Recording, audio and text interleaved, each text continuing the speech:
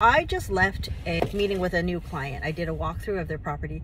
They're interested in doing some renovations before they put it on the market.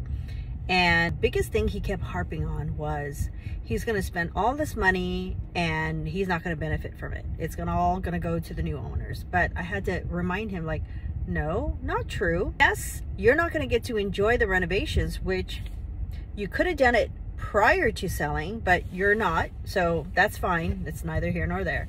But you are going to benefit because you're going to benefit from the appreciation of your property. It's going to increase the value of the home. So when you sell it, you can sell it for top dollar.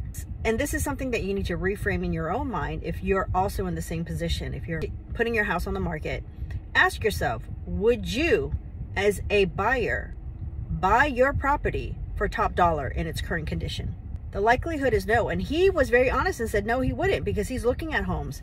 He knows what he would be willing to purchase. He wants something that's turnkey. He wants something that basically all they have to do is move in their personal belongings, and that is it. They don't have to do any work.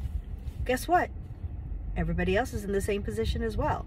So you can't look at it as, oh, I'm spending all this money just so that somebody else can enjoy it. Well, you're going to enjoy it with the increase in value of your property, because if you did nothing, and you have every right to do nothing, but you're leaving money on the table, because guess what? People are going to lowball you when they're putting offers on your home. They're not going to pay top dollar. Why would they?